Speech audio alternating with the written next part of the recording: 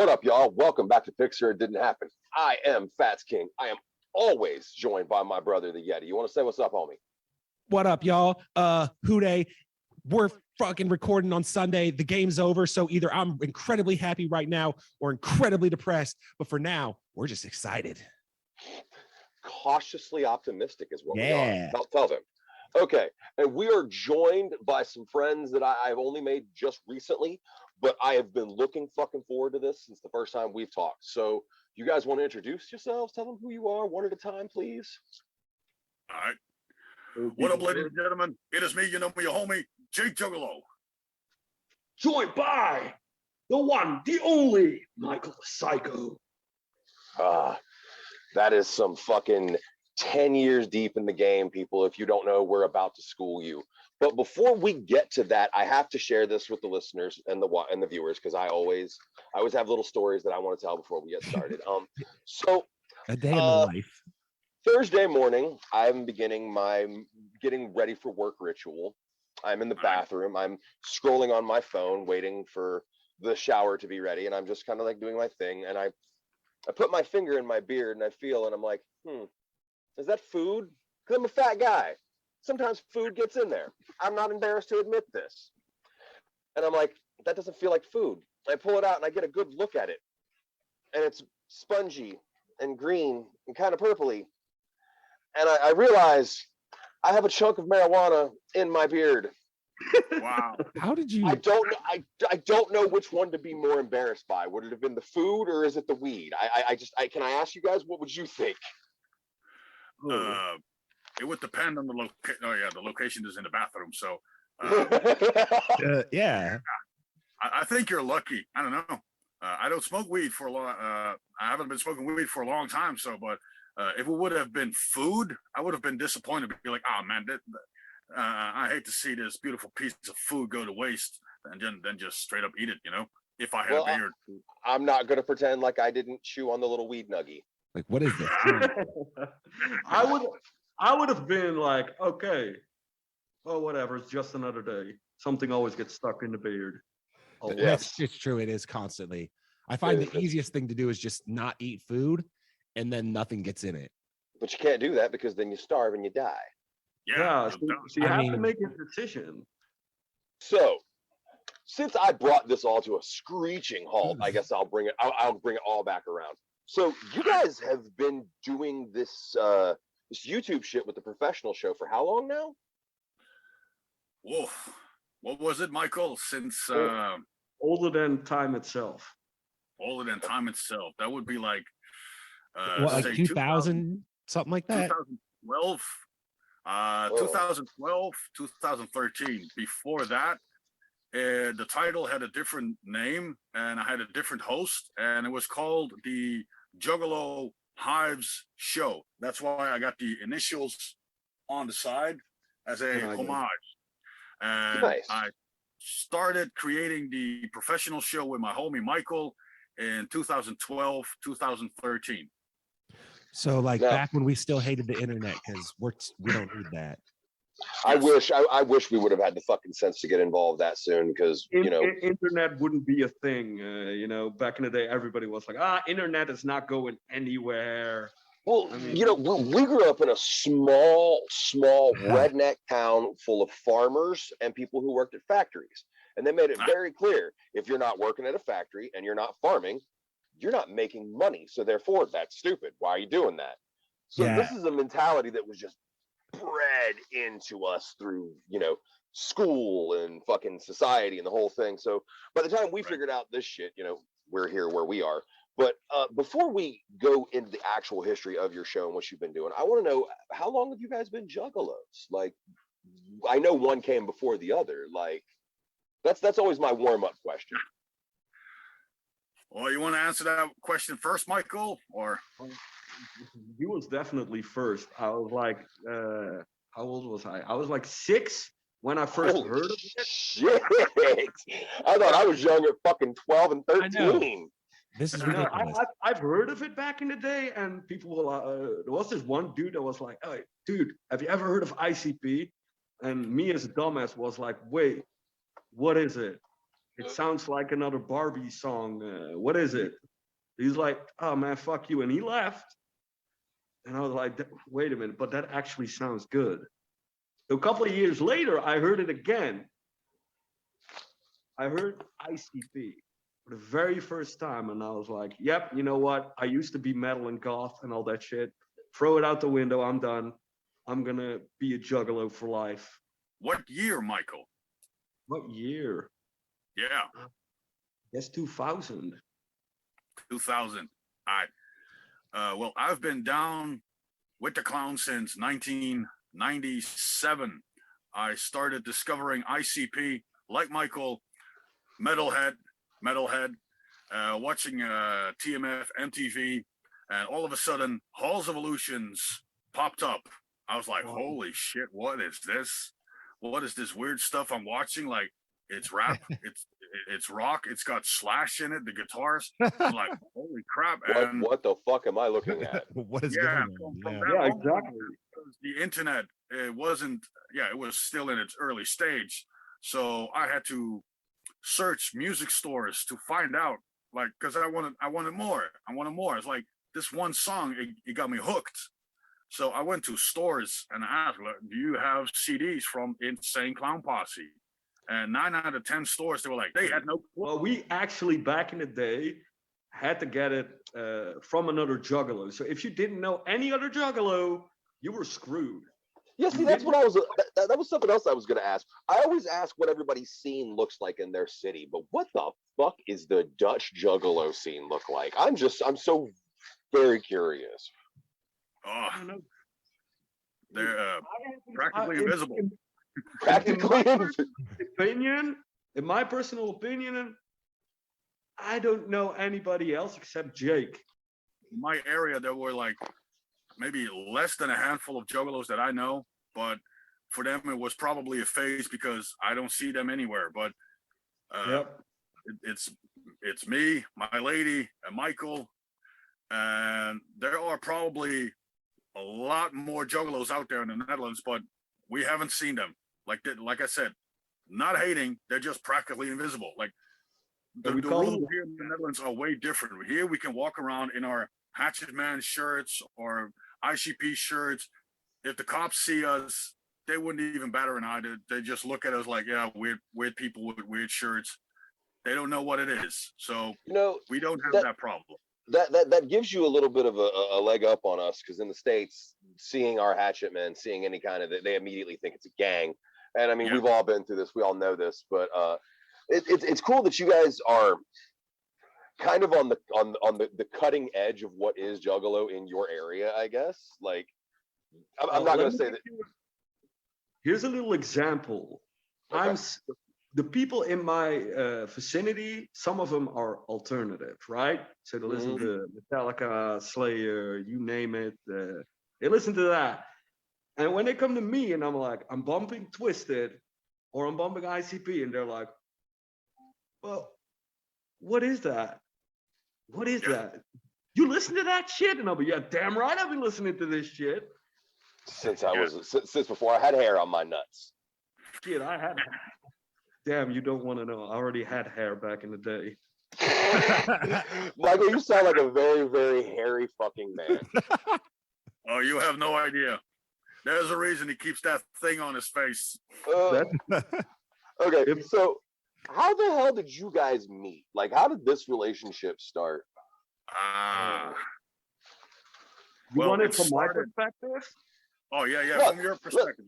I want to say, give me both perspectives. I'm so fucking curious. It's going to take a long ass time, but we got time. We got nothing but. I hope so. In 2009, my father died. Condolences.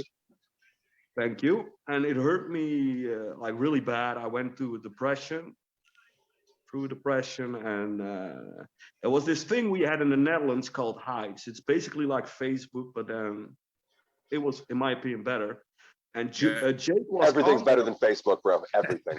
Yeah, right. Free Facebook.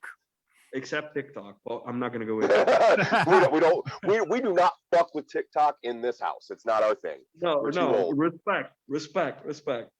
But anyway, homie, I will slap you when this is over. It's fine.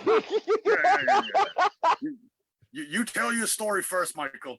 Well, I'm working on it, homie. Don't make me slap you right now, because I can and I will. No, but anyways, on Hypes, Jake was already on there, and he was kind of being a dick back in the day, and he made the Juggalo Hive show, and I started watching it, and I laughed my ass off. And since then, Jake and me stayed in contact. And eventually he had these CDs from ICP, Twisted, you name it, he had it. And he wanted to sell them. And I bought them. That was our very first meetup. But you're going to explain the meetup, how that went, homie, because that was freaking weird. Yes. It was. Yeah, like Michael said, I started the Juggalo Hive show with a different host. He retired, he left. But what we did with the Juggalo Hive show is we did various topics. We also had Juggalo of the month. We had Artist of the month. We had various skits with animals. It was about everything and about nothing. And this guy wanted to meet up. At first, I was like, nah, I'm not really sure if I should do this because I like to preserve the kayfabe. So I said, okay, let's hook up. And he wanted to buy some ICPs, some Twisted albums, like he said. And I said, well, I got a couple of double ones. I said, good, we meet up in Rotterdam, but on one condition. You're gonna see me without the mask. You're gonna see my human face. And the one rule was, if I see you take a picture of me with your phone, I will destroy your phone and slap you in the face. So he agreed to those terms to follow those rules. Do not take pictures of me without the mask off. Few hours later, we finally meet up in Rotterdam. He doesn't know what I look like. I know what he looks like. So I walked up to him. I said, yo, what up? It's me, me, homie, Jake Juggalo. He's like, holy shit, you look ugly as fuck. I said, thank you very much. Like you. And we started hooking up. And the first thing he did, because he was with his brother, first thing he did was they both gave them their phones. Like, here you go. I grabbed their phones. I said, okay, you know what? I trust you. This is a good sign. You give your phone without me asking. So I give it back. So we started chit-chatting, talking, whatnot. And a week later, I invited him to my house. I said, hey, bro, let's do a little roll-up. Let's do a test. Let's see if I can get you. Can I intervene? You forgot what happened the rest of the first time we met. Because that is like really stupid. Okay, first of all, Jake and I, we were talking about Jesus. Remember that? Yeah. We were talking about Jesus, and this guy out of nowhere was like, out of nowhere. Yeah, there's a lot of crazy people in Rotterdam, right? And we were just having a conversation about religion or whatever, just a normal chit chat. And the word Jesus fell, and out of nowhere, a lunatic appeared and started acting crazy, and we're like, okay, let's move on. So we move along. But then he wanted to be on the show. I said, how about we do a few test videos where I give you a temporary mask, and we shot some scenes, we did some footage, and it clicked. And after that, I was like, you know what? You're going to need a professional mask like I have. So I designed a mask for him with almost, and I say almost the same pattern, yet differently. And once he had the mask, it clicked. We started creating, remember we did that video, Burning Justin Bieber. Remember? We were thinking about how to create a title for the show, our new show. Fun fact about that, Jay got lighter fluid on his hands, and I used my Zippo and I burned him. And this person in the comments that were like, oh, well, that dumbass has lighter fluid on his hands. And Jake was like, and Jake put underneath, don't worry, we're professionals. Yes, we had a little action figure of Justin Bieber, wrapped it around in toilet paper, infused it with lighter fluid and whatnot, everything flammable, but most of it also got on my hand. And right before I lit it on fire, I said, don't worry, everybody, Trust me, I'm a professional. I lit that action figure on fire, and whoosh, my hand also caught on fire, and immediately we went like this. And then we were like, you know what? That's a great title for the show. Let's call it The Professional Show, because I damn near burned my hand off, but I'm still okay. So that's how the professional show. That's how it began.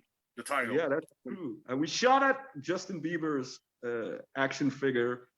No, what was it? A butt plug? Halen Bieber. Whatever. We shot at it with guns in my yard. Remember that?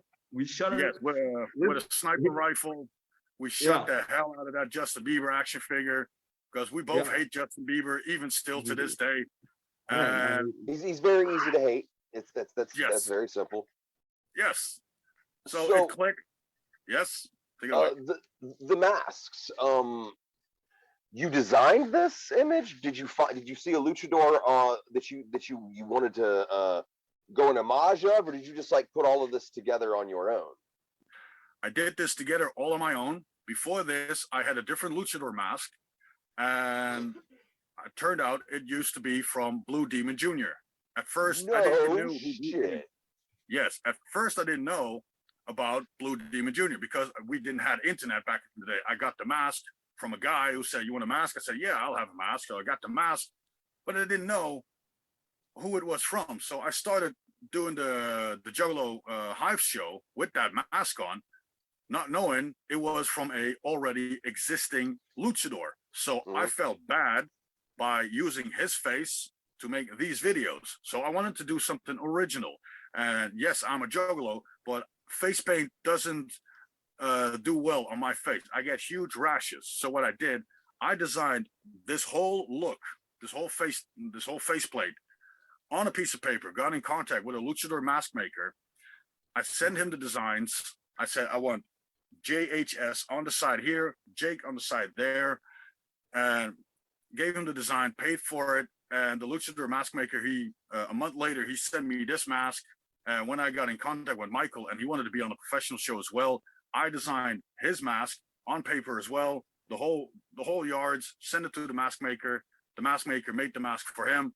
And there you go. We don't do face paint because my face will get all red and swells up. So we wanted to be original, and we love wrestling. So we do. That's why the luchador mask. We'll get to wrestling later. Don't you fucking worry. Don't you worry about that. Yeah, he won't let us get out of here without that. No. I gotta also give you props. 10 years of kayfabe, never taking this shit off on camera, never being seen. That is an accomplishment in this world of social media we're all attached to now, because everybody's got to have a selfie of every fucking thing. Yes. And that's one of the reasons why I also have the mask. It's out of mad respect for Jake. I mean, nobody knows what he looks like. And thank God people don't know what he looks like. You warn him in advance, right? It's like you don't want to know. You don't. It's like the ring. It's like the ring, except worse.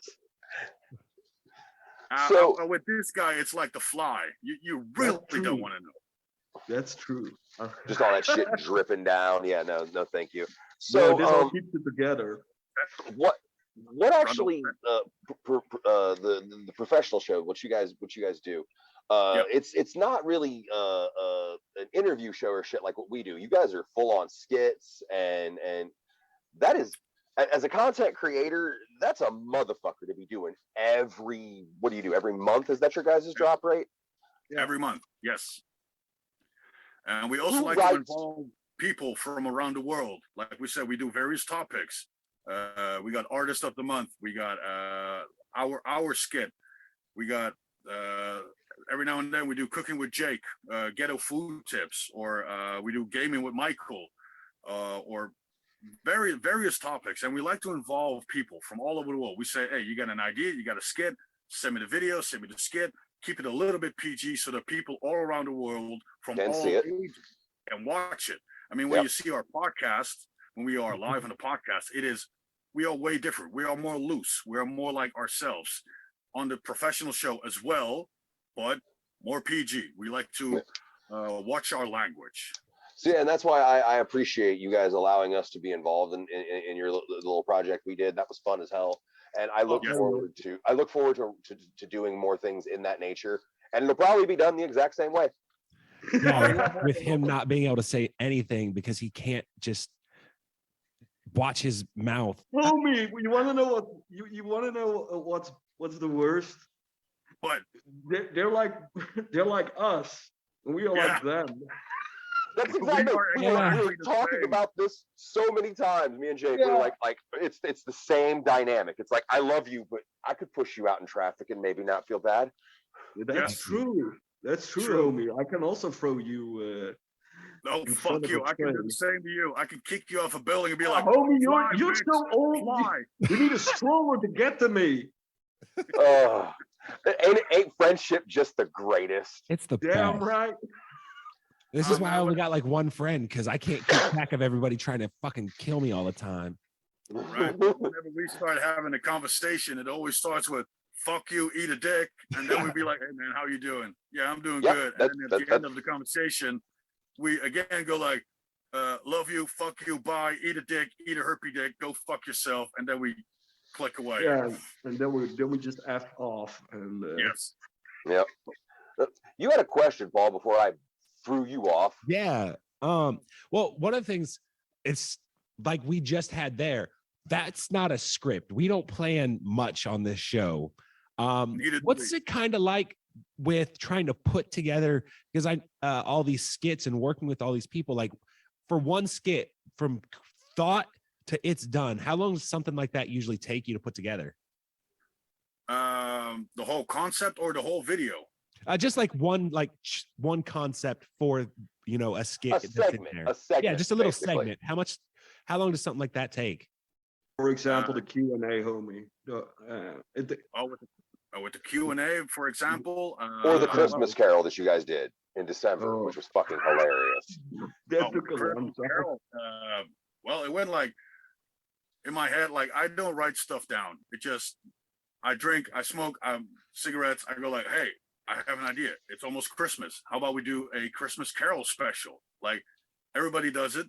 We haven't done it before. So I started putting a few things down on paper, like a skeleton script. I said, okay, we need the Ghost of the Grisham's past, present, and future, and we need a Scrooge, and we need a narrator. I'm like, okay, I'm like, okay, I'm gonna call this guy. Hey, would you like to be on the show? Would you like to play this part? Yes. Okay, good.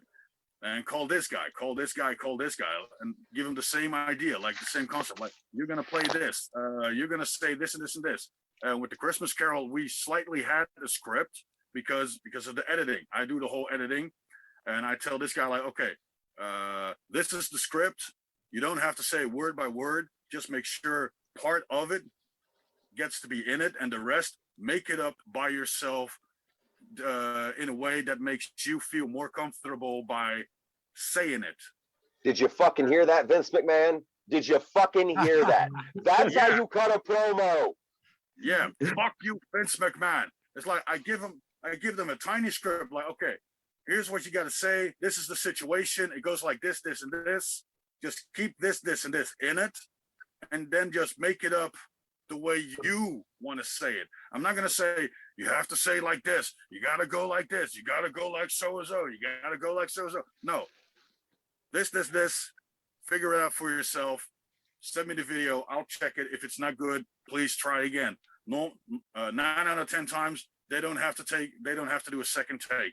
And with me and Michael, if we have a skit together, I start pre-recording my parts because I already know how he would react. And I'll be like, in the middle of a scene, I'll be saying stuff like da da da da da da, and he sends it back da da da da da. I was like, exactly. This is so. But that's why we have this connection. Jake and me never work off a script. We can't have a skeleton script, and we work on that. And we both watch a lot of B movies back in the day. So it's big money hustlers. You know what I mean? You guys are just riffing at all times. Yeah. Except for Shaggy. Except for Shaggy. Shaggy had to rhyme every fucking sentence. But the problem is with sometimes getting videos, or we ask people to send videos, and and we prepare for those videos. So sometimes I do a couple of days of shooting for my skit, and then for them, and they just don't send their videos, and that's the thing that sucks. So what we do is, if we don't get the video, we had this problem for a long time on the professional show. So what we do, we send out an idea to that person, and in the meantime, me and Michael, we already start planning on a plan B in case this guy doesn't deliver the video. This is our plan B, and we will have a different set of videos ready for the show. You mentioned having a backup plan. It brings me to my next topic. What do you guys do if you've been in the middle of filming something or working on something and you can just automatically tell this isn't working? I hate this. I want to stop this. Like he and I, we've had shows where we've literally been in the middle of recording it, stopped each other, looked at each other, and said, just like, this is going nowhere. I am not releasing this to anyone. No one ever gets to hear this. Kill it with fire. Oh, can I answer that, homie? Let me answer that. Go Usually, ahead. Jake sends it to me, and I look at it, and I call him, and I'll be like, Jake, fuck you. I'm not using this. If you want to use this, you can use it as toilet paper, but we're not doing this. It's as easy as that. Yeah, it's pretty much. It's usually a mutual decision. Yeah. Oh yes, it's not just my ideas. We run the show with the three of us. It is me, my girlfriend, who is the camera lady, and Michael the Psycho. My girlfriend, she is not just the camera lady, but she's also our manager. And when we have an idea, we talk about it with the three of us. And if one person says, this is a great idea, but we need to adjust or change a little bit here, here, and here, and then we're gonna look at it and be like, oh shit, yeah, you're right. And luckily for my lady, she says, hey, look, this skit is taking way too long. You repeat yourself way too many times. Keep it short. Keep it like this. Get to the funny man. Get to the funny man. But yeah, the decision for when making a show, when making an episode and skits, it is, we talk about it with the three of us. Like what you said, we have some footage. I still got a lot of footage in my archive that I look at it, I'm like, it's just not good enough. And it's still stuck in the archive. Like like I said, I got a lot of footage never used before. We recorded it, but afterwards looking at it like, I'm not gonna use this. And then I'll send a reply message to that person, be like, nah, I'm sorry, it's just not gonna work. Then I get another video like, I'm sorry, it's just not gonna work. If we have enough, we make a blooper video compilation and we put it out there on YouTube just to show to people like, look, we are not as perfect as everybody would think we are, because we have a title called The Professional Show. Even us, the professionals, we still fuck up with our videos. And you'd be surprised how many times I would fuck up. I shoot a scene, halfway through the scene, I'm like, what was my line again? What was I? Oops. Like, okay, cut. Run it over again. Shit. Yeah. So we have blooper compilations. Bloopers will be great, but he takes everything too far. So by the time it's like, oh, this is a blooper, it's like, why? How did we get to where we are, and why? That would just cancel us. We can't do that. We can't do that now. You just ruined a good what we could have saved. You just ruined that too. Just burn the whole damn thing. I can't help it that I'm offensive. See? This guy, Michael, he is offensive as fuck, but he keeps it professional. Yeah, I settled with just trying to get like a soft R rating with this guy. I mean, it's not NC-17. If it goes to that, I'm turning the whole cameras off and I'm burning the fucking computer to the ground. It takes a lot to get that rating. Yeah, you're not wrong. But this is the thing though that I love seeing, and I'm gonna give a shout out because these are people you've also worked with. I love seeing it from you guys, from us, and a few other people. Shout outs to the super. I'm gonna fuck it up. Bootleg and fucking Gooblo. I'm not even gonna say it because I'll fucking ruin it. I love both of y'all. And I see you guys working with them, and I see this thing that's happening where like homies are just deciding, fuck it, man, we can do this together. Let's see what happens. You know what I mean? And you guys doing it, having been doing it for 10 years, shows that there's longevity in this if you really are working with someone you enjoy, even though I don't like you. I fucking hate you, but at least it's really just about if you have the fortitude to just keep doing this shit for no apparent reason other than just to do the shit. I mean, I'm enjoying myself. That's pretty much all that matters at this point. Yeah, and that's how I sort of broke all this stuff down. Like I was talking at my day job, sort of about the fact that I don't talk about this life at the day job. But I keep it very vague, and I was just like, it's not like it does anything. I'm on YouTube and I'm not making millions. I don't have a fancy house. Don't believe that at all.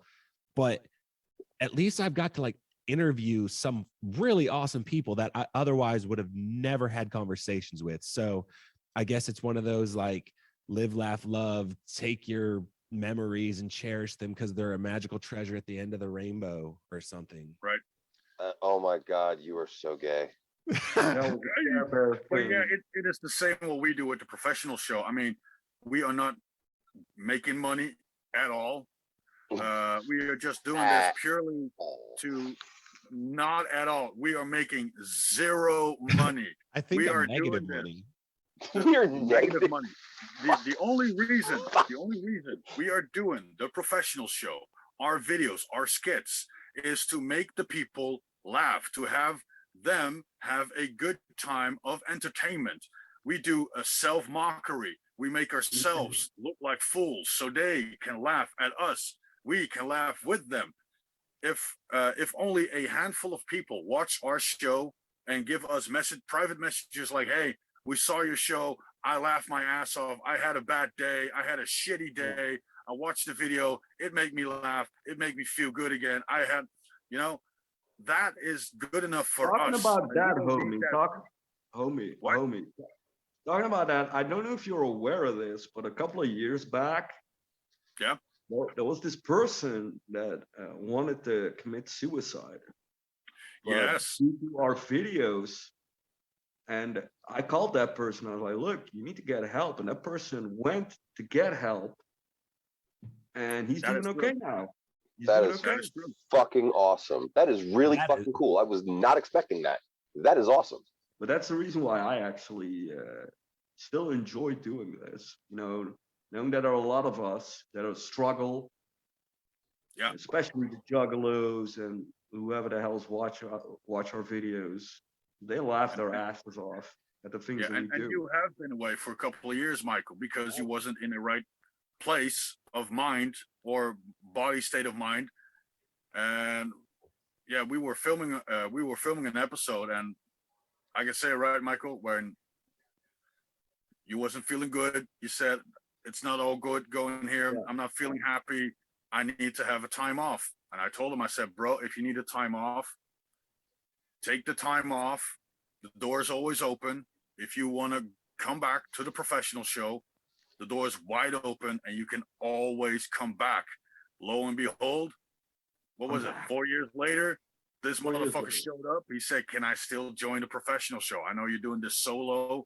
You had a few co-hosts every now and then. And I said, nobody stuck though, right? Yeah, nobody stuck. It didn't really click. Like I gave people the choice. Like I had various co-hosts, but it never really clicked. And when he said in November, December, like, can I come back? I said, motherfucker, I want you back. Like one of those NSYNC songs. I want you back. I need you because we are on the same fucking level. I don't need to explain you that much to start recording a video. With the other people, I had to explain way too much, and the level of the comedy or whatever, it never really quite fit. But with this crazy motherfucker, it was like ham on sandwich, like perfect. I have been in those 4 years that I've been gone. I've been doing different projects, also having my own YouTube channel. Been helping other people as well, but it never clicked. You know, back to the friendship that we were talking about earlier. You know, Absolutely, and that's something he and I have talked about several times. Is we have thought about doing something like this most of our adult lives, and we've been friends most of our adult lives, but we didn't do this. We didn't figure this shit out until we decided, fuck it, we're gonna do it together. Yeah, mostly because like I would ask, like I would be at my job and I'd be like talking with people that I consider my friends and stuff or whatever. You start talking with the idea with other people, and you get that look of like, what the fuck are you talking about? And that sounds exhausting. No, I don't want to do that. It is exhausting, but I love the shit out of this, so that's why I keep doing it. It's like you were just talking about it yourself. It's this love of what I'm doing. Even if nobody else is fucking watching, I watch my own shit. That's right. I'm one of the likes on my own shit. Hey man, you would be surprised the amount of times my shit's dope. Whenever I finish a episode of the professional show, I send a file to this guy, to Michael, and I start watching the episode like 4, 5, 6, 7 times. Just I'll be like, okay, maybe is this good enough? Do I need to edit here? Do I need to edit here? And then I receive a call from him. He's like, hey bro, maybe we need to cut this or change this a little bit. Or sometimes it's like, the video's perfect. Keep it like this. Post it. And then that's how we do. Like, yeah, I also had a year of hiatus. Whole year. I was like, I'm gonna do nothing with the videos because the rules. There was a moment in time on YouTube where they changed the rules on your video content, where you had to put the settings on either for all ages or just adults, and there was a fine if you didn't set the settings on the videos correctly. You could receive a fine of a couple of $1,000s per video. And I was like, holy shit, I don't want that. So I didn't even know, I wasn't sure how to put all the settings in. So I took a whole chunk of my videos off of YouTube, reposted them on Facebook, and the rest I was like, okay, you know what? I'm just going to put everything on adult only. And I took a whole year. I took a whole year of a break. Like, I'm not going to make videos anymore. I'm not going to shoot an episode of the professional show. Like a whole year, I did nothing. Then I came back again. I'm like, okay, we're going to do this again. But now every video that we shoot, I'm going to put the content on adult only, because I do the professional show. I did unboxing videos. We did a podcast. We did so many various videos, solo or together. But with YouTube, the rules, they keep changing. Every now and then I get attacked from a video that I did 5 years ago. And they say, no, your video is being partially muted because of this part of this little segment that I did 5 or 6 years ago. I'm like, what the hell? YouTube is crazy. We had some similar problems as I was trying to navigate what we're going to do and the things we wanted to do, because we did do some reaction videos for a while. And we'll get back to that eventually. It's just so frustrating because we'd get videos pulled. Like, we would do an artist and it'd be no problem. And then we'd do this other artist and it would just be like, nope, you ain't doing that. And just, they kept changing the rules. And then it hurts our videos because we do the same thing. We do adults, all adults only. It's not made for kids because I don't know what we can and can't say. A homie told me he lets his daughter watch us, and I was like, that's terrible. Why? Fucking why? We don't have a clean version. But it's the same when I do unboxing videos. Like, yes, these are action figures, but most of these action figures, they literally have a little tag on it that says adult collectors only. Because as you can see, I collect a little bit of Masters of the Universe. Most of them has adult collectors only. Yeah, adult collector. So I do the unboxing video. I'm like, okay, these are just action figures, but I'm an adult. I do unboxing videos of action figures. Like, should I put this video on all ages or just adult? Like, I don't want to get fined by making the wrong decision on which settings I should put the video on. Yeah. So now I just do adult only on every video we make. Sorry. Yeah, I think you got to keep it like a soft Disney G if you're going to be on with the kids. And like, there's actually stuff that like, I don't even realize, like, because there's so many rules to YouTube right now. Like if you're trying to get into YouTube, like it's tough. Like there's certain words you just straight up can't say that they don't even make sense that you can't say them. Like they will take you down if I think you can't even say the C word. I'm pretty sure. I don't think you can, but you want to know what the problem actually is. Yeah, we can say it, but no, the problem is real simple. People nowadays are easily offended. Yes. But those are the people I like to poke the hardest. Exactly. But that's the problem, you know, for I've seen a lot of content creators that change their entire content just because they don't want to be a little bit offensive. We talked about this on the Spoopcast, right? Yes. That nowadays, you can't say a thing or people get offended. But back in the day, when you say something stupid, you're going to get smacked in the head. Well, yeah, you can't smack nobody in the head no more. Yeah, there's no more head smacking. It's just keyboard clicking. So I guess the thing I want to get to close this out, where do you guys see yourself going in the future? Where is this going? Will you be branching out into more shows? Will you be focusing on this? Do you ever see yourself attempting to come stateside? You got some fans over here. Wherever the road leads us. Exactly. And we do want to go to America, but the problem is we're broke. It's a fucking meth lab. Plane tickets, passports, transportation. Michael is not allowed to drive anymore because the way he drives, it looks like GTA. Same with man, that was one time. One time. One time you got your eyes. Okay, maybe the other time, but those kids shouldn't have played in the road, okay? Dude, there's a reason. Dude, there's a reason you are stuck in that psychiatric ward. Remember? Here. You are not allowed to drive. I'm not allowed to drive, but I never put my mask on when I start driving, so that way police can never get me because it is. Kayfabe strong, baby. That's how you do it. Strong, motherfucker. Kayfabe strong. Okay, so where can they find you on social media? Where can they find the show? Where can they find you guys? How can they talk to you? Please let all the fans know. Take it away, Michael. Take it away, homie. Well, that was ping pong. That was fucking great. Wow. Thank you, Michael. Well, okay, you can find me on Facebook. My artist name is Jake Juggalo, but Facebook changed it. Long story short, I had to change it to Jake Paul Shipper. And on Facebook, you can also find us by typing in The Professional Show, or you type in Spoopcast, a podcast adventure. If you want to look for this guy, Michael, well, explain to them, Michael. I don't exist. You know, it's funny. I'm the same way because my real name is. Create it.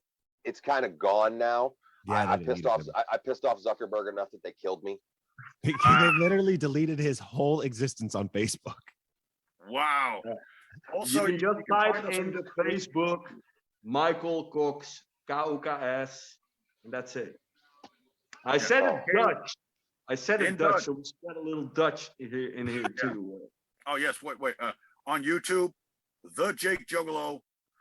On YouTube, The Jake Juggalo.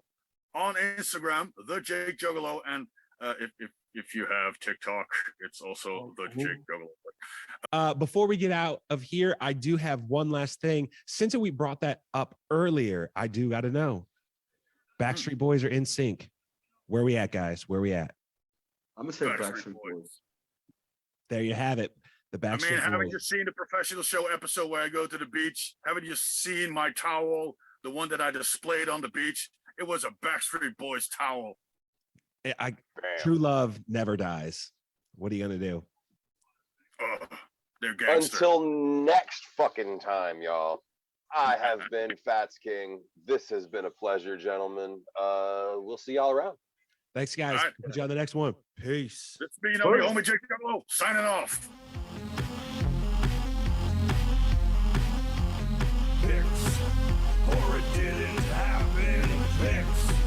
pouring